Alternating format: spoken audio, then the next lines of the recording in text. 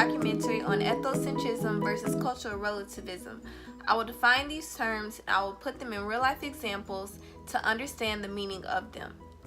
Ethnocentrism is the evaluation of other cultures according to preconceptions originating in the standards and customs of one's own culture. Now that may have just sounded like a lot, but ethnocentrism would be one culture that feels that they're superior to every other culture. Ethnocentrism is also the act of judging another culture based on preconceptions that are around and values and standards of one's own culture. Cultural relativism is the principle of regarding the beliefs, values, and practices of a culture from the viewpoint of that culture itself. Cultural relativism was originated by Franz Boas in the early 20th century. Cultural relativism has greatly influenced social sciences such as anthropology. Cultural relativism is when cultures feel equal and that they don't consider what their culture is a norm. On the other hand, ethnocentrism considers their culture the main superior in everything. To tie these both terms into a real life example, I would like to talk about hair. In different cultures, we have different hairstyles. Braids will come from the African culture. Cultural relativism being a part of society today, other people are wearing braids now because they appreciate my African American culture, and now Europeans or any other culture, Hispanics or whatever you want to say, they are wearing braids.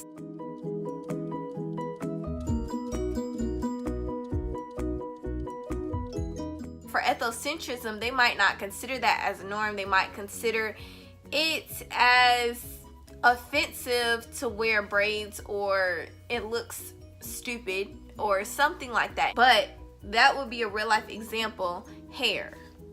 In ethnocentrism with society, Africans were forced to wear their hair straight. It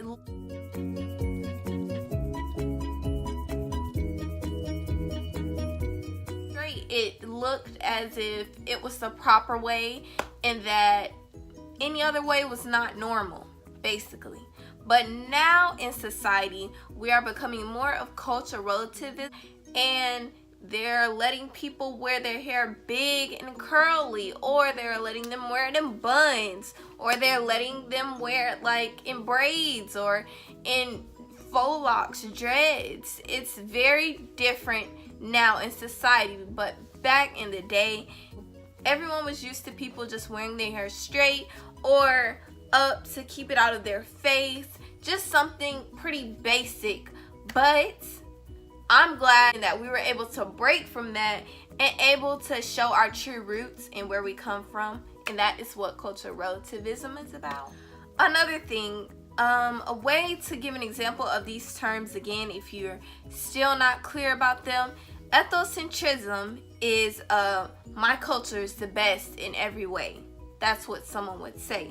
Cultural relativism is every culture is equally valid. So you have no right to impose your culture's values on other cultures. Ethnocentrism is very superior and only thinks about themselves. And this is just from my opinion. To point out which type of people will lead on to ethnocentrism or cultural relativism, conservatives lean towards ethnocentrism, while liberals lean towards cultural relativism. Most people dwell between these extremes. Once again, I would like to thank you for watching my video, and thank you for letting me define these terms. As a wrapping up, I would just like to restate that ethnocentrism is one culture that feels they're superior to every other culture, and cultural relativism is a culture that feels every culture is equal, and there's room to learn about each culture, and that your culture is just not the only one in the world. So thank you for watching my video. I hope you understood what I was talking about.